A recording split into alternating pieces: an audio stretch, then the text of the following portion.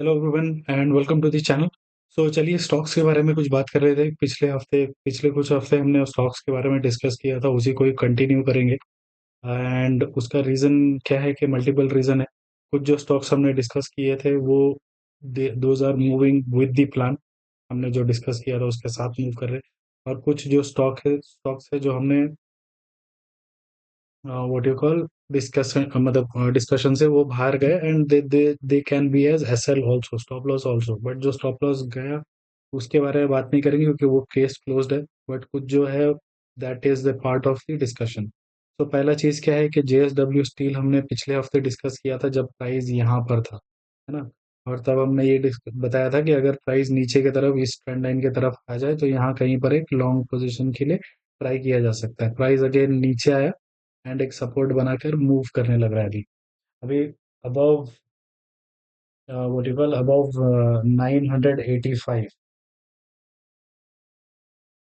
अगर price closing दे आने वाले दिनों में यहाँ पर एक लॉन्ग पोजीशन के लिए ट्राई किया जा सकता है, या तो ये 950 या फिर 940 के नीचे का एसएल लगा के, डिपेंडिंग कि आपको कितना रिस्क जो है is what you call adaptable, कितना रिस्क आप झेल सकते हो, उस बेसिस पे आप अपना स्टॉप लॉस यहाँ पर रख सकते हो। ऊपर हमको क्या मिलेगा, 1015 मिल सकता है एंड उसके ऊपर 1060 मिल सकता है ना। ये दो टारगेट ऊपर की तरफ मिल सकते हैं अगर सब कुछ ठीक चला तो। अगेन ये जो है लंबे टारगेट्स हैं।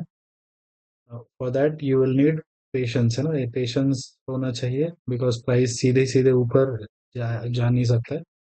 थोड़ा और लंबा रिस्क लेने के लिए तैयार हो तो ये भी एसएल रख सकते हो आने वाले दिनों के लिए। ये हमने पिछले हफ्ते का डिस्कशन था। तो नेक्स्ट वाला जो स्टॉक है ये डेविस लैब है। ठीक, डेविस लैब का कैसा है कि पिछले जो सेशन में जो हमने डिस्कस किया था यहाँ पर, कि यहाँ पर एक ब्रेकआउट के लिए पेंडिंग था ये, है ना। ऑल टाइम हाई से ज़्यादा दूर था नहीं।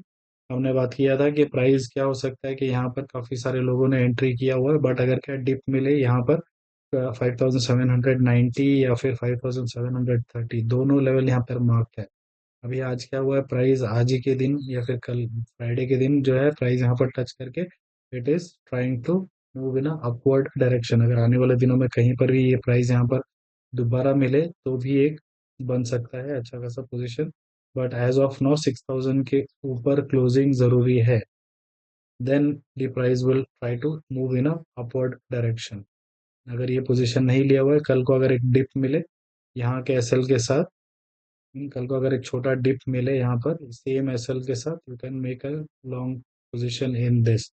ये होगा क्या, ज्यादातर रिटेलर्स के साथ होता क्या है वही होगा कि हमारा एसएल जाएगा, प्राइस थोड़ा नीचे होगा एंड इवेंचुअली दोबारा इसके अंदर आ जाएगा। Now currently we do not know what is that price, है ना। पहले तो क्या था, प्राइस यहाँ था तो वी एज्यूम के प्राइस यहाँ पर आएगा। बट अगर प्राइस इस लेवल को ब्रीच कर जाता है तो प्राइस हो सकता है यहाँ पर भी आ जाए, यहाँ पर भी आ जाए।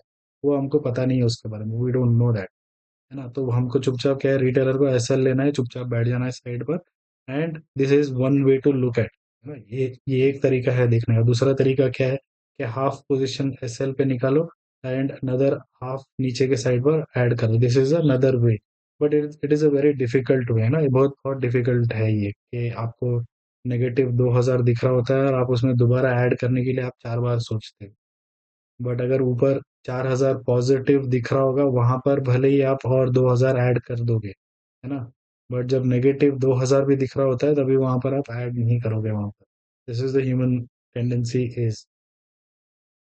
तो अगर सो वो जो होगा वो तो हम लोग जब प्राइस इसके ऊपर आए अब चला जाए तो देन वी विल सी कि ऊपर के टारगेट क्या बनेंगे। Until then it is still no, we have to hold that position. So next जो स्टॉक है हुंडई मोटर्स, भी हमने डिस्कस किया हुआ है की प्राइस जो है आईपीओ स्टॉक है, ब्रेकआउट के लिए है स्टॉक।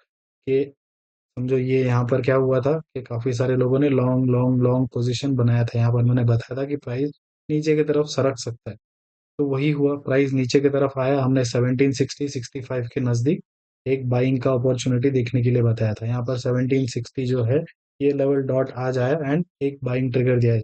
मेरे हर वीडियो में मैं एक बात बताता हूँ कि क्या है कि बाइंग जो है ना, बायर्स जो बिग बायर्स है, हम मैं जो जिस लेवल्स के बारे में हम लोग बात करते हैं, these are not standard levels, है ना। ये ऐसे लेवल नहीं है ये।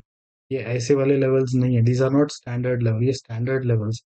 बट व्हाट मैं जो डिस्कस कर रहा हूँ, these are the actual buyers level, जहां पर बायर बैठा हुआ है ना। यहाँ पर 1760 पर क्या है, बायर आज जो जिसको खरीदना है, जिस ये जो विक बनाया है, अगर मैं इसको, let me take it in 5 minute, 5 minute में आपको क्लियरली एक नजर आएगा कि क्या हुआ है यहाँ पर।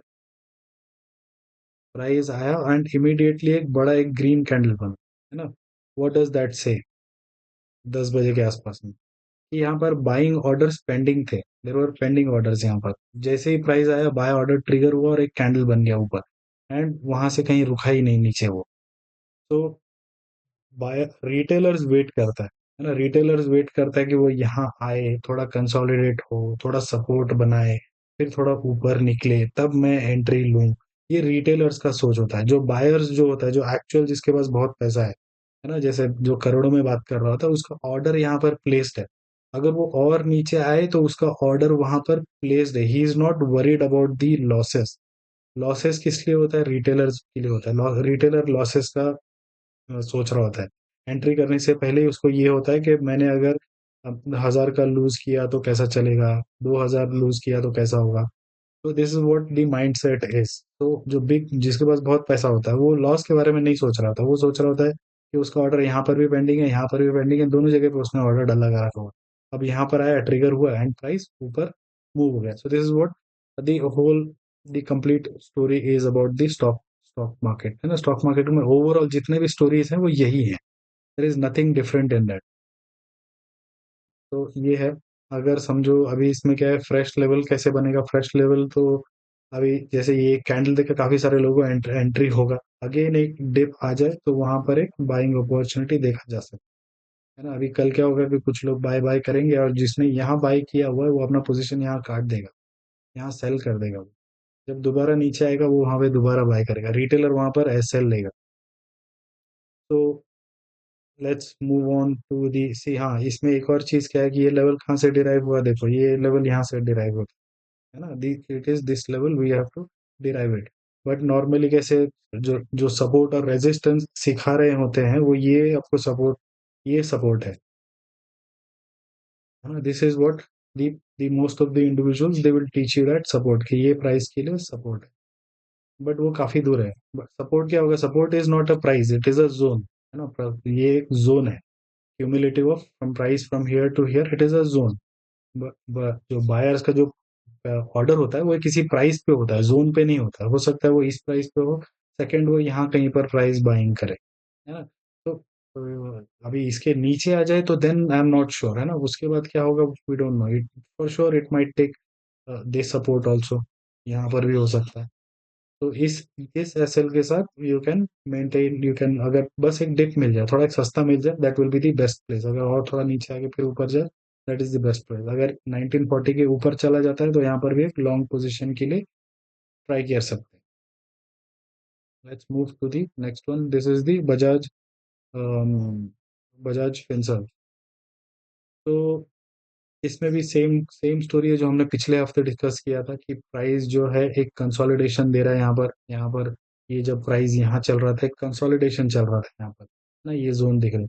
मैंने बताया था कि अगर प्राइस नीचे चले तो 1751 या फिर 1700 का एक पोजिशनल ट्रेड बन सकता है। तो 1751 प्राइस आया, एक सपोर्ट बनाया and it has given a good breakout, एक अच्छा खासा अप ट्रेंड दे दिया हुआ। This is a live analysis, right.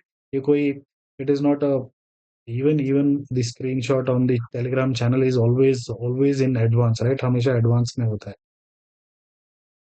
so this is what the price did, है ना। so let me remove this, what you call ये निकाल देते हैं। so if you will see price क्या हुआ कि एक लेवल पर आके it did what the best, right, एक वो वही वही किया जो जो बेस्ट हमेशा करता है। तो आप अपने को क्या है, एक लेवल होना जरूरी है ना, 1700 लेवल, इसके नीचे नहीं जा सकता, इसके नीचे नहीं जा सकता।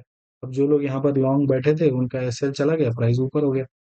तो रिटेलर्स, एक बार एसएल चला जाए तो रिटेलर दोबारा एंट्री नहीं करता।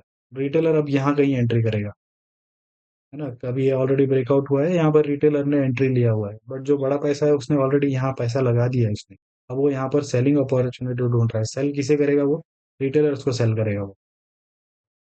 रिटेलर यहाँ से 2% 3% लेके बाहर निकल जाएंगे, बट जो बड़ा पैसा है उसने ऑलरेडी 10-12% जो है वो ले लिया उसने. So that's why I always say look to buy cheaper, not to buy expensive. So let's see कि what is the, see अभी इसमें ऊपर जो है, पहले इसका इसके ऊपर का जो लेवल्स है उस पर उसके बारे में बात करते हैं. तो इसके ऊपर अभी प्राइस जो है रफली अराउंड व्हाट यू कॉल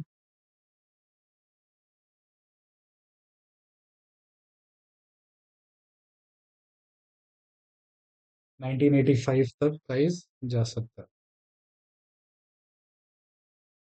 अगर समझो ये दोबारा हमको इसी लेवल पर कहीं वापस मिल जाए, यहाँ कहीं पर, this will be the best place to buy. अगर ये यहीं से ऊपर चले, ये मेरे लिए थोड़ा रिस्की होगा. 1985 तक जा सकता है, इसके ऊपर 2085 इसके ऊपर का लेवल है ये आने वाले दिनों में. तो I hope this will work in our favour. Second one is Chambal fertiliser. Chambal fertiliser का भी सेम था. ये यहाँ पर एक ट्रेंड लाइन मैंने पीछे से ड्रॉ किया हुआ था. I couldn't find the screenshot, है ना, इसका स्क्रीनशॉट मुझे मिला नहीं. तो यहाँ कहीं पर हमने बताया था कि प्राइस ने ब्रेकआउट दिया है, एक डिप दे ट्रेंड लाइन के आसपास, अगर एक सपोर्ट ले लेगा तो will go for a long position. तो प्राइस ने एक डिप दिया है, एक डबल बॉटम बनाया है यहाँ पर.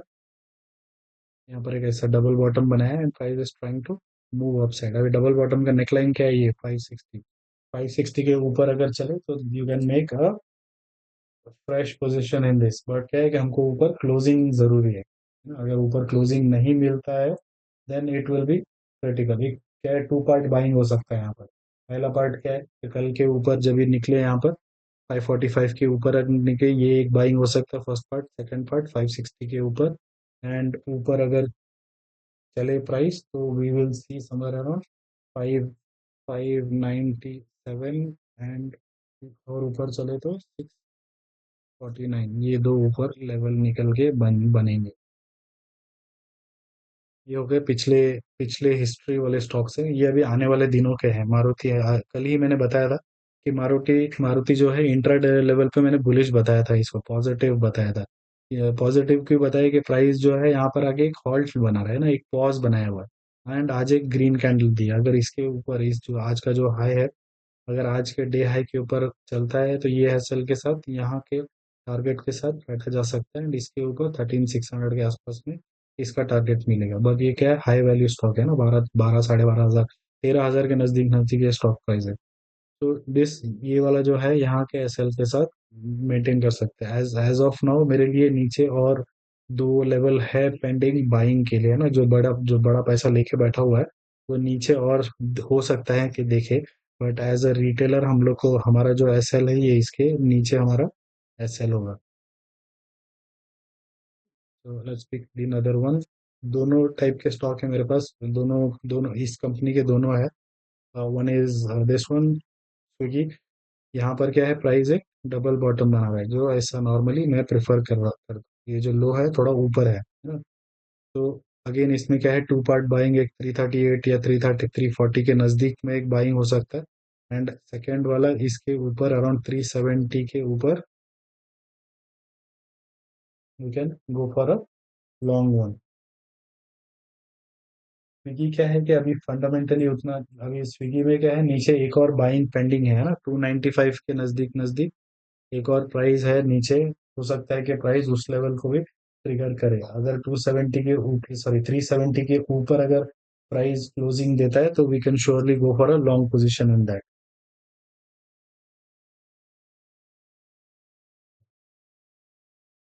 तो नीचे क्या है, 290 295 के आसपास में एक बाइंग पोजीशन इसका पेंडिंग है. तो अगर ये यहाँ से ऊपर 370 के ऊपर कहीं क्लोजिंग दे देगा then will look somewhere at 395, है ना, 395 के आसपास में इसको पहला रेजिस्टेंस मिलेगा एंड उसके ऊपर 400, यहाँ 440 के आसपास में प्राइस आ सकता है ना, 440 के नज़दीक नज़दीक. एंड इसके ऊपर भी चले तो 485. ये हो गया इसका. तो नेक्स्ट वाला जो है ये है जोमेटो। जोमेटो में भी सेम सिचुएशन है कि प्राइस जैसे डबल बॉटम उसमें बनाया हुआ है, यहाँ पर भी प्राइस में डबल बॉटम बनाया है।